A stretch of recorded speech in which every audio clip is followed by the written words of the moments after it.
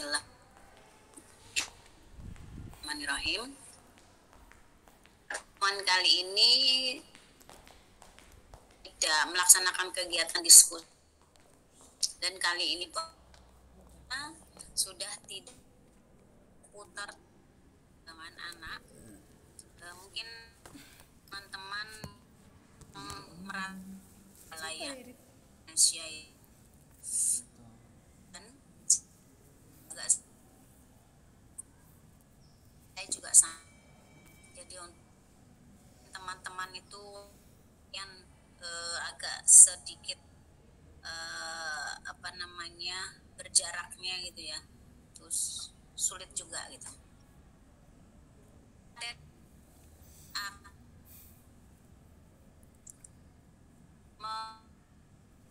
Hal yang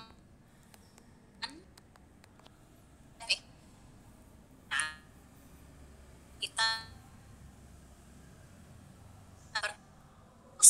berhubungan signal kemudian ada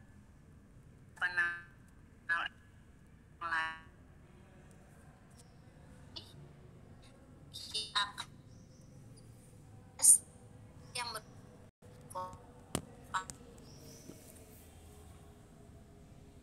secara tidak sadar anak-anak terlibat langsung ya dengan kegiatan yang bersifat ekonomi. Itu nanti pada dahnya akan ya tidak bisa dihindari kegiatan karena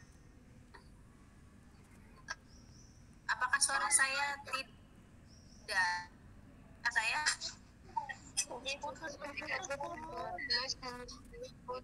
gak jelas ya, karena memang kalau suaranya dengar, tapi kalau suara dengar jelas ya mungkin karena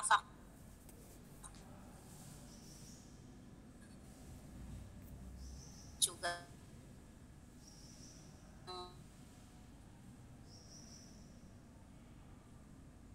makin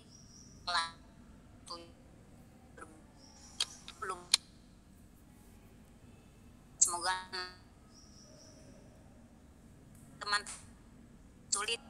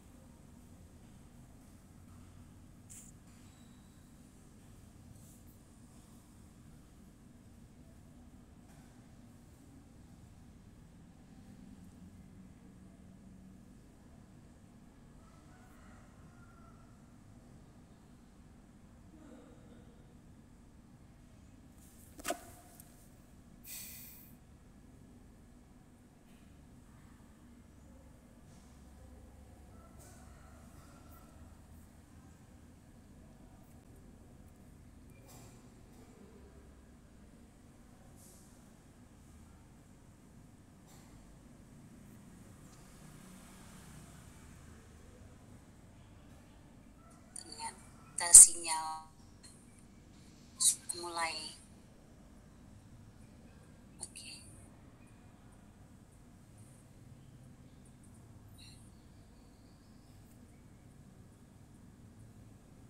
Oke. Kita lanjutkan teman-teman. Nah, pada konsep ekonomi ini kita ingin memahamkan anak-anak terkait dengan sistem ekonomi yang terjadi dalam kehidupan sehari-hari. Ya. Jadi ekonomi itu kalau kita ngenalin ke anak-anak kan nggak usah yang berat-berat. Jadi kita sampaikan aja kalau kamu misalnya membeli sesuatu, ada barang yang kamu ingin alat tukarnya, kamu belinya pakai apa gitu ya. Kalau mereka jawab pakai uang misalnya, nah itu adalah konsep. Tetapi teman-teman juga sebagai pendidik itu bisa menyampaikan kepada anak-anak bahwa sistem perekonomian yang terjadi di Indonesia itu tidak melulu alat tukarnya menggunakan uang gitu ya. Kalau di daerah-daerah perkotaan atau yang secara umum memang menggunakan uang sebagai alat tukar jual belinya ya, alat tukar ekonominya.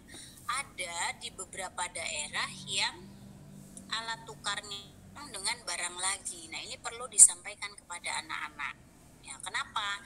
Karena kan anak-anak zaman sekarang tentunya tidak banyak tahu gitu ya kalau ada sistem ekonomi yang menggunakan cara barter.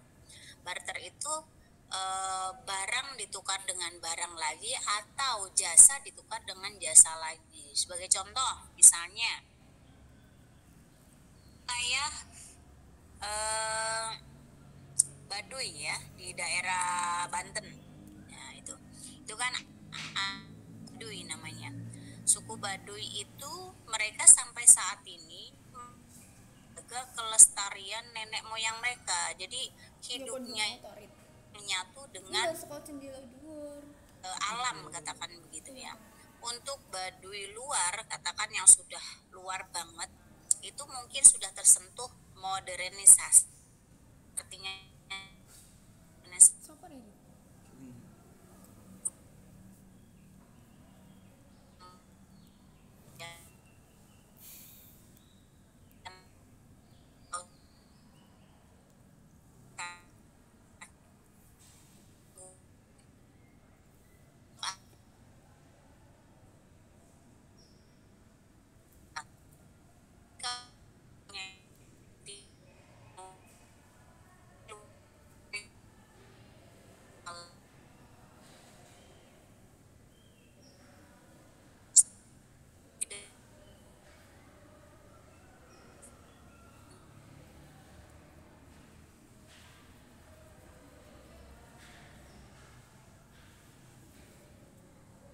ya, kemudian pakai namanya pakaian itu, lalu pakai alas kaki, akan pun mereka tidak menggunakan lauk yang dari, artinya kayak daging ikan dan ya kambing, sapi dan lain sebagainya, daging kayak begitu itu mereka tidak mau mengkonsumsi walaupun sudah diolah ya. Mereka makan ya, makannya pokoknya itu yang tidak ya mungkin kayak tempe, tahu gitu ya. Bagaimana dapatkannya? Nah, ini yang unik. Jadi suku Baduy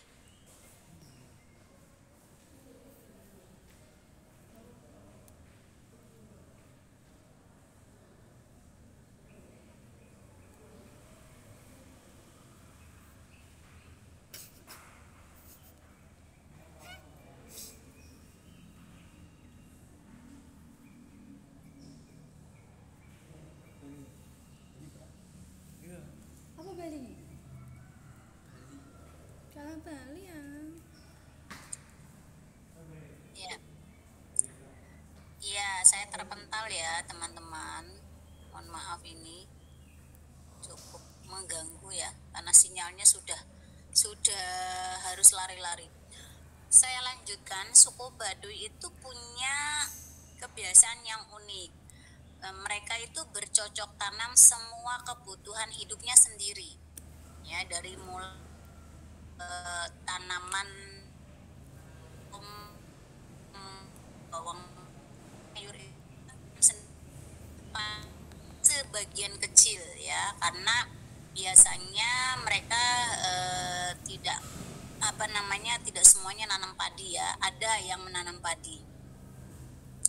Biasanya nanti pada saat mereka sudah memanen, hasil panennya itu akan dibawa ke, jadi mereka turun gunung.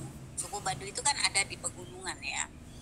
Nah, mereka ke kota itu bergerombol antara 10 sampai dengan 20 orang dan tidak menggunakan fasilitas kendaraan. Jadi jalan kaki dari gunung ke bawah itu sampai dengan ke kota itu mereka jalan kaki berbaris gitu ya, dengan menggunakan pakaian khas mereka, pakaian khas Baduy, warnanya hitam. Kemudian mereka juga pakai ikat kepala ya, kalau laki-laki itu pakai ikat kepala khusus khas Baduy. Lalu mereka juga bawa senjata, itu mungkin buat sistem keamanan ya untuk mereka, karena kan berjalan itu kan membutuhkan waktu berhari-hari ya. Mereka bawa tuh yang namanya itu kayak belati atau golok itu tajam ya teman-teman, ada racunnya gitu ya. Saya tahu itu karena saya ya lumayan lama lah tinggal di daerah Banten. Dan mereka turun gunung gitu, kita ini warga biasa itu nggak boleh sama sekali berbicara kalau melihat mereka gitu ya, mengatakan kata-kata atau kalimat yang akan membuat mereka marah. Jadi mereka paling tidak suka kalau dibilang rawayan. Nah, namanya orang kota kan kalau lihat Baduy jalan gitu ya, apalagi bergerombol sampai 40 orang, jalannya itu baris. Kalau kita lihat bebek jalan gitu loh. Nah, kayak begitu. Rapi banget.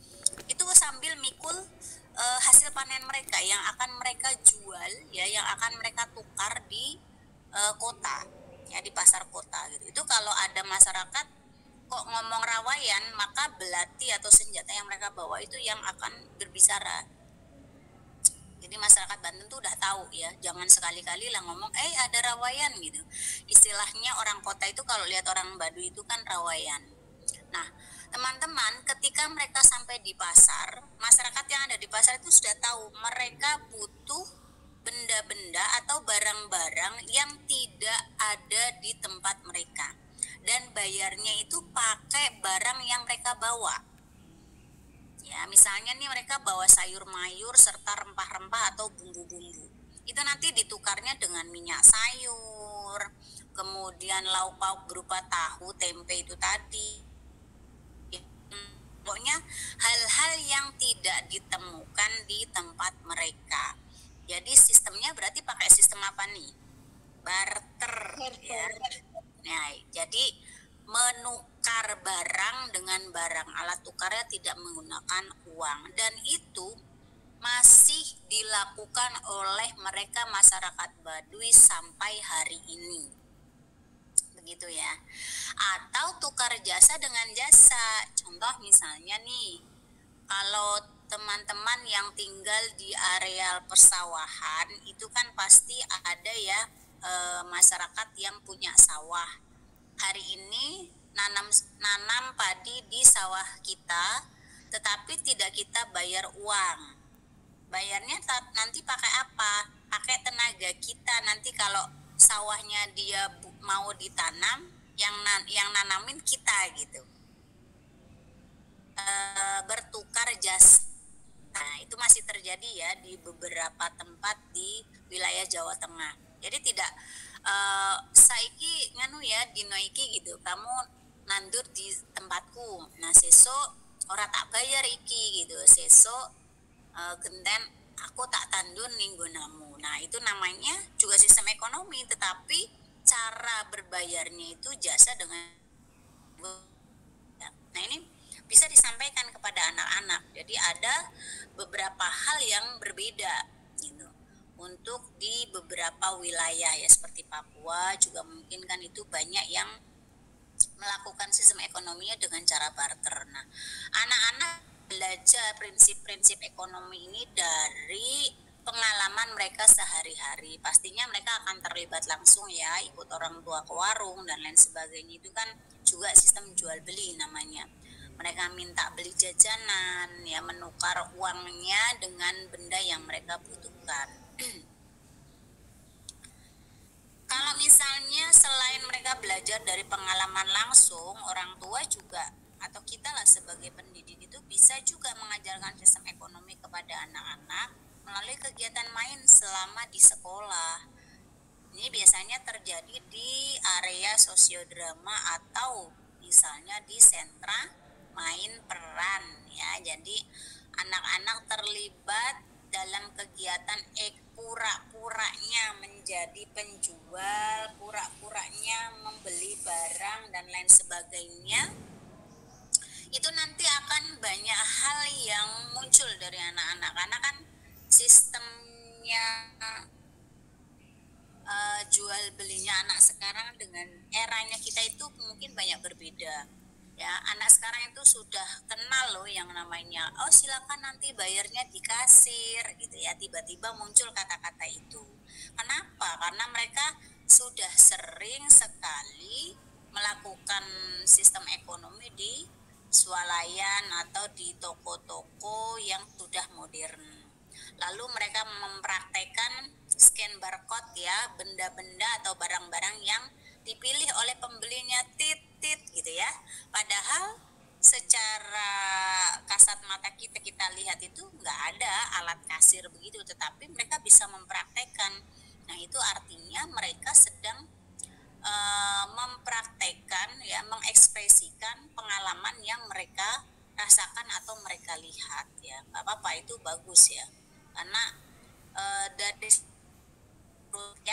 mereka itu sedang berupaya untuk melakukan penalaran tinggi atau katakanlah berpikir kritis ya.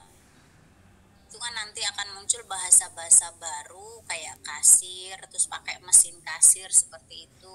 Lalu mereka juga akan mengenal mana uangnya, kembaliannya berapa, ini harganya berapa, seperti itu. Jadi ada interaksi positif ya yang membuat mereka belajar untuk berpikir kritis, dan ini sangat bagus ya untuk kemampuan ekspresif serta reseptifnya anak. Jadi anak bisa menerima bahasa ya, kemudian mereka juga bisa menyampaikan bahasa yang ingin mereka sampaikan. Kemudian selain itu, hal terpenting yang ingin kita sampaikan kepada anak-anak dari penerapan sistem ekonomi itu sebenarnya apa? Salah satunya adalah mereka belajar mengelola perekonomian mereka sendiri, sehingga nanti mereka mampu membatasi antara dua hal, antara keinginan dan kebutuhan.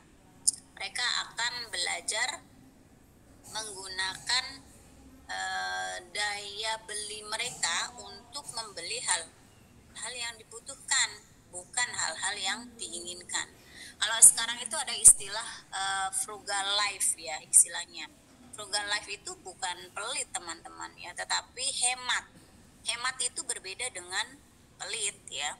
Kalau orang-orang yang frugal life ya artinya mereka mengedepankan konsep frugal dalam ekonomi rumah tangganya, itu mereka memenuhi yang menjadi hak dirinya ya, berdasarkan sesuai dengan kebutuhannya. Jadi tidak membeli sesuatu yang tidak dibutuhkan. Itu orang-orang frugal life, artinya hemat.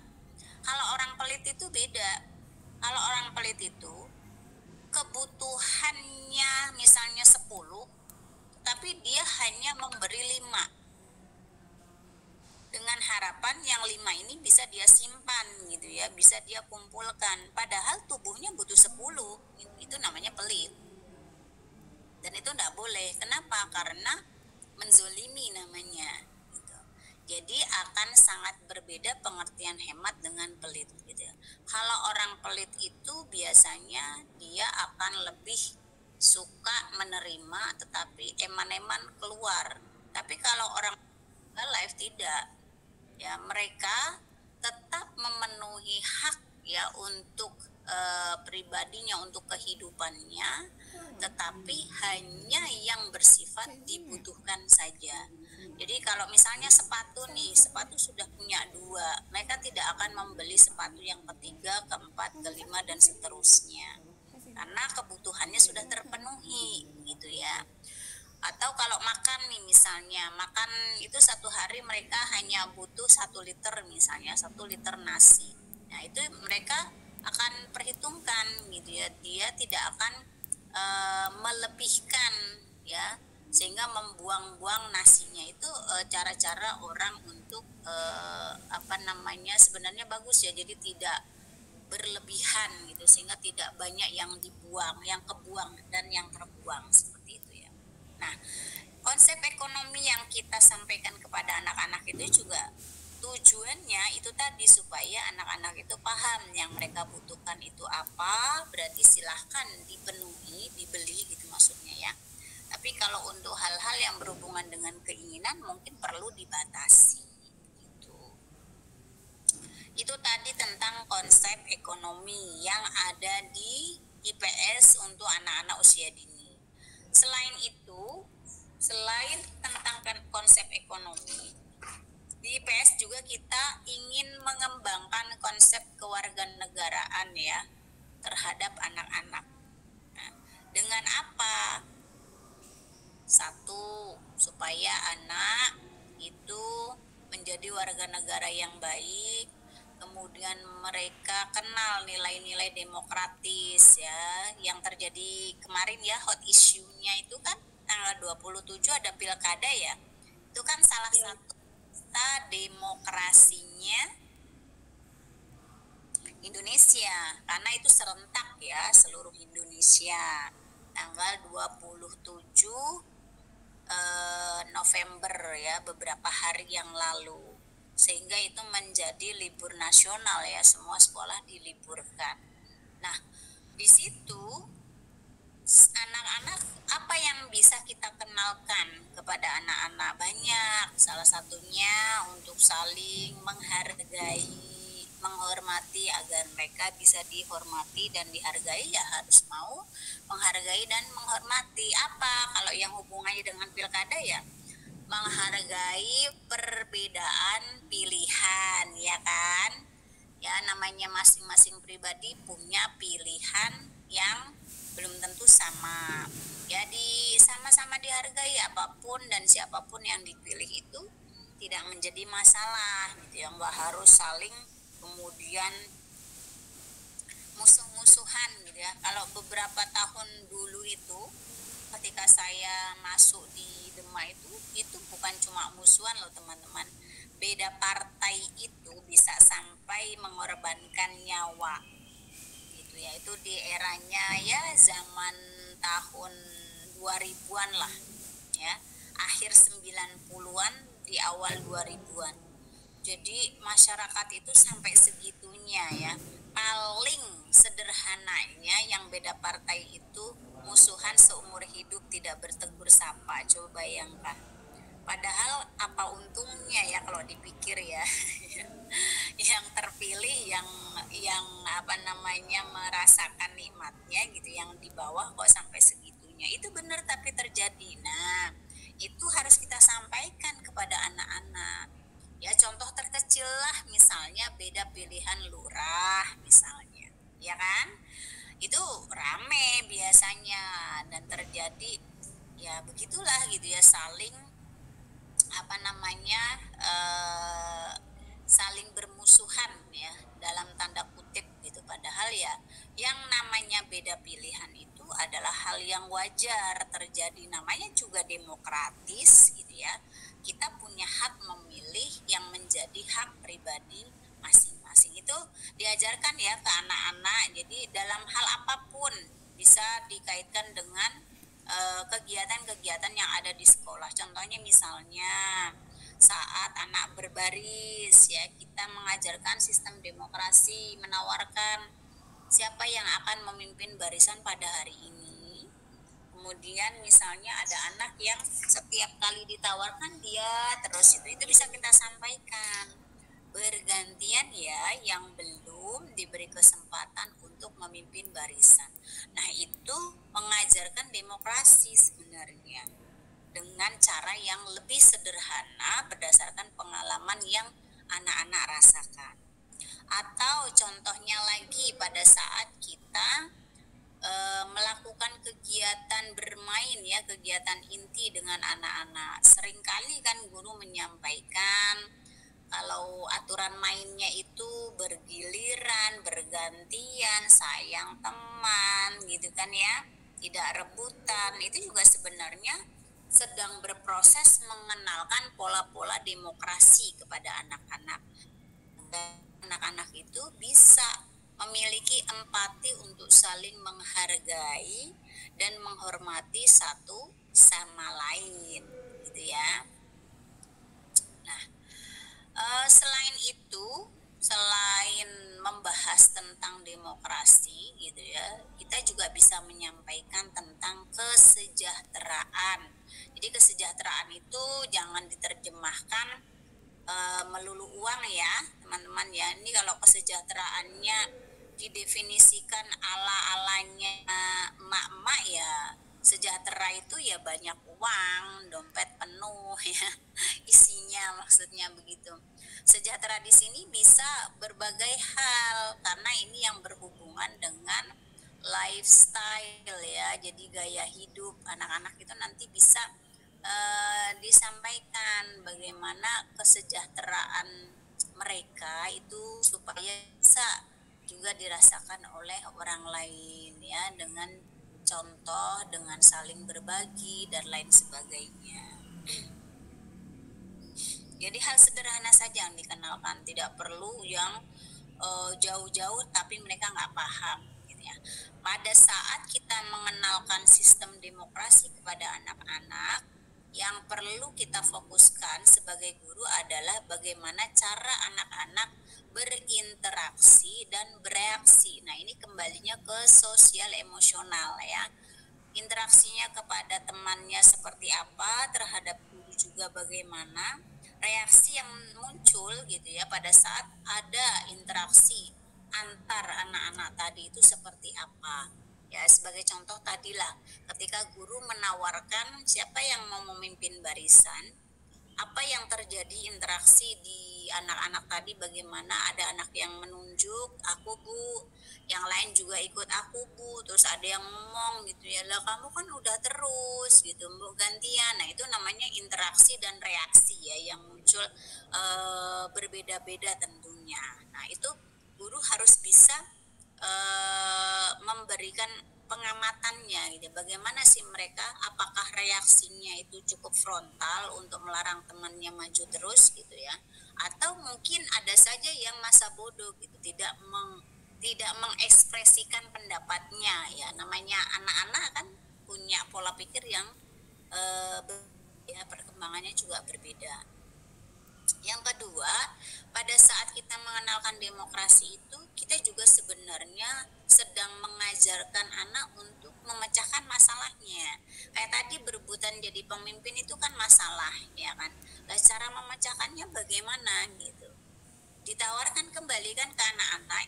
Guru kan menawarkan, ya kalau misalnya ada yang maju itu terus, Bu Guru kemudian menyampaikan, ya kamu kan sudah sering, bagaimana ya teman-teman, boleh nggak ya ini teman kita karena sudah sering ini maju lagi memimpin barisan. Nah, itu pola demokrasi supaya anak bisa memecahkan masalahnya. Ada yang menjawab, bu gantian bu, aku urung tahu, saya belum pernah misalnya.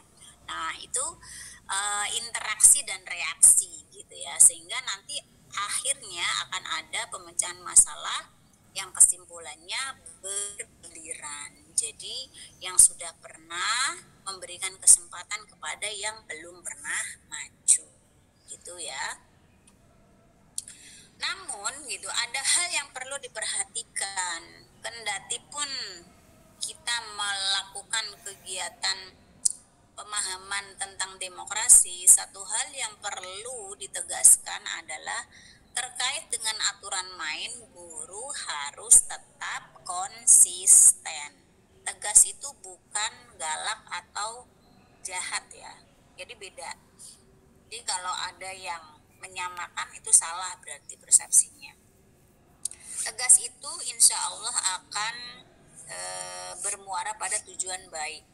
Tetapi kalau galak atau mohon maaf tanda kutip jahat itu udah berbicara negatif emosional gitu ya teman-teman. Jadi apa yang terjadi di berita-berita terkait dengan guru-guru PAUD kemarin kan dengar ya daycare ya, masalah di daycare beberapa kali itu bukan tegas, tetapi itu mohon maaf penyimpangan ya, itu penyimpangan, jadi tidak dibenarkan. Berbeda kalau tegas itu hubungannya dengan konsistensi terhadap aturan main yang sudah disepakati ya, tadi bergiliran, sayap teman, tidak berebut dan lain sebagainya. Nah, untuk konsistensi terkait dengan aturan ini juga tidak akan membatasi anak-anak untuk menyampaikan pendapatnya, justru malah guru itu memberikan kesempatan penuh, dipupuk ya istilahnya itu, anak-anak itu diberi kepercayaan, diberi ruang ya, dan diberi waktu untuk mengekspresikan pendapatnya. Kalau ada anak yang kemudian santai saja, masa bodoh, tidak pernah menyampaikan hak-haknya gitu ya, artinya nggak pernah ngomong, justru itu yang menjadikan penilaian. Kenapa ini anak kok nggak mau bicara gitu ya, ekspresifnya ini, perkembangan ekspresifnya berarti perlu dievaluasi ada apa sebenarnya gitu. Kenapa? Karena anak itu butuh ruang dan butuh waktu untuk mampu mengekspresikan pendapatnya, dan itu penting ya. Ya, terkait dengan konsep politik, oke lah kalau untuk simbol-simbol kenegaraan kita sudah insya Allah sudah mengajarkan semua ya. Kalau figur-figur politik mungkin ini yang perlu sedikit dikenalkan lah kepada anak-anak. Ya, salah satu contohnya mengenalkan presiden dan wakil presiden. Ya, karena masih ada nih yang tidak hafal presidennya, itu masih belum move on ya, masih ada yang jawabnya Jokowi, wakil presidennya Ma'ruf Amin masih ada, padahal sekarang sudah berganti Pak Prabowo ya dengan Gibran. Nah, itu perlu disampaikan kepada anak-anak ya. Kita bahas yang positif-positifnya saja, sampaikan peta politik saat ini untuk presiden itu Pak Prabowo, sedangkan untuk wakilnya adalah Mas Gibran gitu ya. Lalu mungkin kalau yang kemarin hot issue kemarin kan pilkada, itu bisa disampaikan ada pemilihan kepala daerah serentak, baik gubernur, wali kota maupun bupati dan wakil bupati, supaya anak-anak juga tahu, oh ini kok ada TPS ya, kemudian diliburkan semua, berangkat ke TPS semua, ada tinta biru gitu ya setelah nyoblos, itu kan ada maknanya masing-masing yang perlu kita sampaikan kepada anak-anak gitu. Dan ini kan mestinya guru-guru PAUD biasanya terlibat langsung jadi PPS atau KPPS ya teman-teman, nggak yang ikut terlibat langsung jadi PPS? KPPS Bun. Oke. Ada Bun. Ada. Nah, pertanyaan saya, kemarin tanggal 27 itu sekolah libur semua ya? Oke, libur. Libur nasional. Lalu output apa yang kita berikan kepada anak-anak? Karena itu liburnya kan gara-gara kita jadi PPS ya, gara-gara ada pilkada. Terus apakah selama tanggal 27 itu sekolah ya sudah libur saja karena memang dibutuhkan libur, atau ada tindakan lain yang kemudian memberikan output positif kepada anak-anaknya? Ada enggak? Memberi penjelasan Bun bahwa mau ada pemilihan bupati dan gubernur seperti itu. Kira-kira kalau dijelaskan kayak gitu anak-anak paham nggak? Nggak begitu paham Bun. Nggak paham Bun. Apa itu coblosan? Betul, nggak paham. Silakan yang mengangkat tangan. Ya. Kalau saya waktu itu kan saya kebetulan PPS. Untuk yang pas kemarin saya jelaskan kalau itu besok Pak Bupatinya itu mau ganti, jadi sekarang mau pemilihan yang baru begitu Bun. Oke. Kebetulan tempatnya juga di balai desa satu kompleks sama gedung PAUD-nya. Oke, itu sebelum apa sesudah? Sebelumnya. Ada lagi yang lain? Monggo. Izin nggih Bun. Kalau kemarin saya lihatkan YouTube bahwa pemilihan pilkada itu seperti apa, caranya bagaimana, saya perlihatkan di YouTube.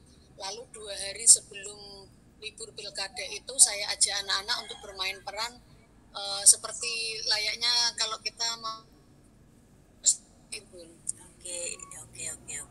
Ya, lainnya beda-beda nih ya, ilmunya kan jadi pengalamannya beda-beda. Monggo yang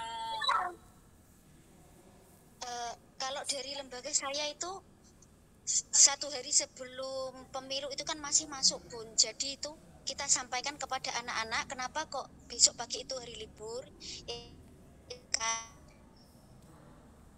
Memang dari penyampaian kami kan memang anak-anak kan belum paham, tapi setidaknya kita sampaikan pelan-pelan, kita jelaskan bahwa besok pagi ada pemilihan umum dan beberapa guru juga ada yang menjadi PPS, menjadi KPPS, PPS juga ya ada.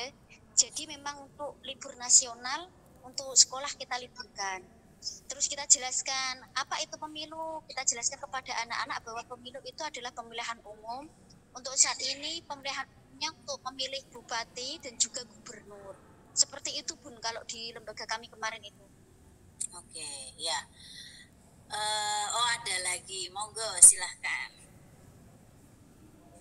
Iya, terima kasih Bunda.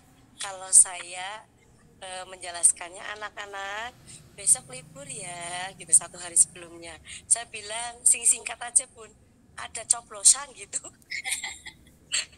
Mereka pasti kalau coblosan Bun, cuma dia tidak tahu coblosan apa maksudnya gitu Bun. Iya, bahasa yang familiar kok, coblosan nggak masalah ya gini. Iya, sama Bunda, tempat saya juga gitu. Kalau pemilu anak-anak tidak tahu, tidak mudeng ya artinya. Bilangnya, nah Bu Guru mau ada coblosan ya, mau libur, malah sudah tanya sebelumnya. Oke, ya.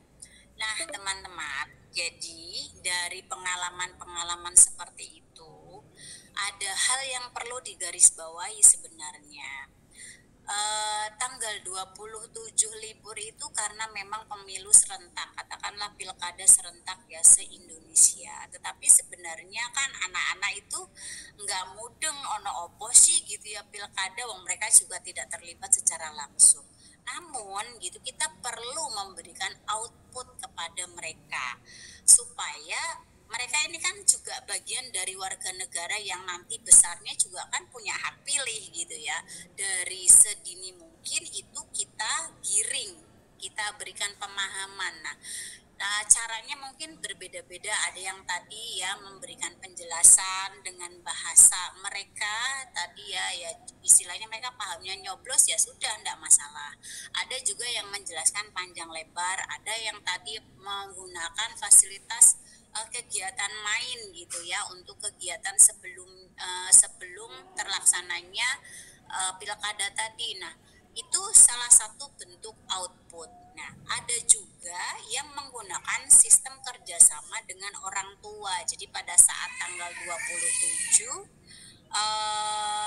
Dewan Gurunya itu H1H ya, H-1 itu sudah menginformasikan bahwa tanggal 27 libur dan masing-masing belajar di rumah harus mengirimkan video dari mulai bangun tidur sampai ikut serta ke TPS bersama dengan orang tua. Nah, itu sebenarnya juga salah satu pola supaya gitu ya waktu liburnya itu bermakna gitu ya. Jadi ada output yang bisa disampaikan kepada anak-anak terkait kenapa kok libur.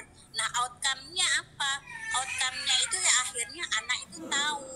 Jadi kita juga jujur tidak memberikan keputusan libur tanpa bisa mereka pahami sebabnya gitu ya. Makanya sekali lagi itu penting gitu untuk bisa memahamkan kepada anak-anak. Selanjutnya teman-teman, selain itu ya guru juga bisa memberikan pemahaman tentang geografi ya, konsep geografi dan lingkungan. Nah, kalau sekarang sudah modern, lembaga itu kan pasti punya laptop ya, tersambung dengan koneksi internet. Kalau mau ngenalin konsep geografi itu silakan coba dibuka pakai Google Ads. Itu nanti berselancar di dunia maya ya. Mau misalnya ngeklik di Google Ads itu Kabupaten Demak, akan muncul itu petanya Kabupaten Demak, gambar-gambarnya, ikon-ikonnya gitu ya. Nah, ini kan anak-anak akan lebih bersemangat untuk mempelajari geografi lingkungan mereka ya. Oke. Nah, ini salah satu contoh ya kegiatan yang berhubungan dengan konsep ekonomi yang ada di PAUD. Ini pakai main peran ya. Judulnya adalah penjual beras ya, menjadi penjual beras. Nah, di sini anak-anak ini bermain menjadi penjual dan pembeli ya. Kemudian ada benda-benda ya, setting lingkungan di kegiatan peran tentunya. Ya, itu sih teman-teman.